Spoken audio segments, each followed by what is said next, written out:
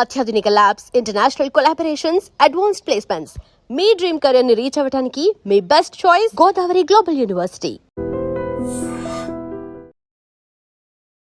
Welcome to iDream. ఈ రోజు మనతో పాటు Kaushik Ayurveda multi therapy Ayurveda hospital from Saroor Nagar Ayurveda doctor Balakrishna garu మనతో పాటు ఉన్నారు. మాట్లాడదాం. నమస్కారం సార్. నమస్కారం అమ్మా. సార్, విటమిన్ డి అనేది ఇప్పట్లో చూసుకుంటే విటమిన్ డి తగ్గిపోతుంది చాలా మందిలో. విటమిన్ డి తగ్గడం వల్ల వచ్చే సిమ్టమ్స్ ఏంటి, అసలు విటమిన్ డి ఎందుకు తగ్గుతుంది చెప్పండి. విటమిన్ డి తగ్గడానికి కారణాలు అనంతం. మనం తీసుకునే ఆహారంలోనే విటమిన్ డి ఉంటుంది, అండ్ నేచర్లో కూడా విటమిన్ డి ఉంటుంది, చాలా అందరికీ తెలుసు. కానీ సరైనటువంటి ప్రికాషన్స్ లేక, సరైనటువంటి పద్ధతులు, అలవాట్లు మర్చిపోవడం వల్ల ఈ విటమిన్ డి తగ్గుతుంది. సూర్య నమస్కారం చేయడం అంటే, సూర్య నమస్కారాలు యోగాలో చేయాల్సిన అవసరం లేదు. స్నానం చేసి ప్రత్యక్షంగా సూర్యుడికి ఎదురుగా తూర్పు వైపు నిలబడి ఒక 2 minutes 3 minutes నమస్కారం చేసినట్లయితే సూర్యరశ్మి మన శరీరం పైన సోకి విటమిన్ డి వస్తుంది. లేదా 8 o'clock 7-8 నీరెండలో, ఉదయపు ఎండలో ఒక 15-20 minutes ఎండలో కూర్చున్నట్లయితే సూర్యరశ్మి మన పైన సోకి విటమిన్ డి శరీరంలో న్యాచురల్గా అభివృద్ధి చెందుతుంది. ఈ రెండు మనం ఏది చేయట్లేదు. ఇంట్లోనే ఎక్కడో చీకట్లో స్నానం చేయడం, లోపల బాత్రూంలో, బయటకు రావడం లేదు, ఎండ తగలడం లేదు. ఇప్పుడు అంటే హెవీ బిజీ అయి చోటే సరిపోక అన్ని అపార్ట్మెంట్స్ లివింగ్ స్టైల్ వచ్చేసి నిలబడడానికి ఎక్కడ నిలబడ్డా ఎండ కాస్త కూడా కనబడనంత చోట్ల ఉంటున్నాం, చీకట్లో ఉంటున్నాం అని చెప్పాలి తప్పకుండా.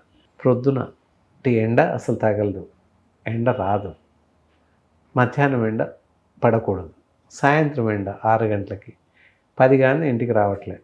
ఇంకెక్కడ దొరుకుతుంది మనకు ఆరోగ్యకరమైన ఎండ దొరికే అవకాశమే లేదు. అది ప్రకృతి సిద్ధంగా మనకు దేవుడిచ్చిన వరం అవ్వచ్చు, ప్రకృతి సంపాదించినటువంటి వరం అవ్వచ్చు. దానివల్ల విటమిన్ డి ప్రతి శరీరం కేవలం ఎండ వల్లే అంటారా? ఎండతో విటమిన్ డి న్యాచురల్గా వస్తుంది, డెవలప్ అవుతుంది. అది కోల్పోతున్నాం కనుక వచ్చే అవకాశం లేదు. విటమిన్ డి తక్కువ ఉండడం వల్ల మన బాడీలో కనిపించే సిమ్టమ్స్ ఏంటి? విటమిన్ డి తక్కువ ఉండడం వల్ల శరీరంలో కాల్షియం తగ్గిపోతుంది. విటమిన్ డి తక్కువ ఉంటే కాల్షియం తగ్గిపోవడం ఏంటి అని అనుకోవచ్చు మనం. కాల్షియం శరీరం అబ్జర్వ్ చేసుకోవాలి అంటే కాల్షియం తగ్గడం వల్ల అందరికీ తెలుసు, ఎముకల నొప్పులు రావడం, ఎముకలు చిట్లిపోవడం, ఎముకలు ఫ్రాక్చర్ అవ్వడం, విరిగిపోవడం, ఎముకలు బలహీనంగా తయారవడం, పళ్ళు కూడా పుచ్చిపోవడం, లేదా పళ్ళు వీక్ అవ్వడం, దంతాలు కూడా, ఇలాంటివి జరుగుతాయి. కాల్షియం డిపెండెంట్ జబ్బులు అంటాయి. మరి కాల్షియం ఎందుకు తగ్గుతుంది అంటే, ఆహార పదార్థాల్లో తగ్గడం వేరు, అయితే అబ్జార్ప్షన్ ఆఫ్ కాల్షియం అబ్జార్ప్షన్ చేసుకోదు శరీరం. ఎప్పుడు చేసుకోదు? విటమిన్ డి లోపం ఉన్నట్లయితే కాల్షియం అబ్జార్ప్షన్ తగ్గిపోతుంది. విటమిన్ డి శరీరంలో సరిగ్గా ఉంటేనే శరీరానికి సరిపడేటటువంటి కాల్షియంని అబ్జర్వ్ చేసుకుంటుంది. మనం తిన్న ఆహారంలో కాల్షియం ఉంటుంది, ఇతర పదార్థాల్లో ఉంటుంది, శరీరం అబ్జర్వ్ చేసుకోవాలి. విటమిన్ డి సమృద్ధిగా ఉంటేనే కాల్షియం అబ్జర్వ్ అవుతుంది, విటమిన్ డి ఉంటుంది. సరే, అయితే ఆల్రెడీ విటమిన్ డి తక్కువ ఉన్న వాళ్ళు ఎలాంటి జాగ్రత్తలు తీసుకోవడం వల్ల మళ్ళీ ఇంప్రూవ్ చేసుకోవచ్చు? అంటే మీరు అన్నారు ఇందాక ఎండ గురించి, సూర్య నమస్కారాలు చేయడం, వీటి గురించి, అంటే అవి చేయడం వారికి వీలు కాని పరిస్థితుల్లో ఉన్నవారు ఆ విటమిన్ డి ఇంప్రూవ్ చేసుకోవాలంటే వేరే మార్గాలు ఏమున్నాయి? ఆహారంలో సరైనటువంటి ఆహారం తీసుకోవాలి.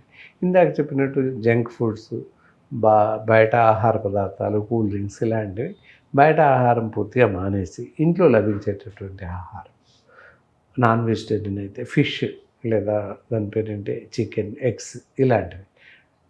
ప్రతి డాక్టర్ చెప్తాను ఎగ్స్, గుడ్లు, పళ్ళు, పాలు తాగండి అని చెప్తాం ప్రాథమికంగా.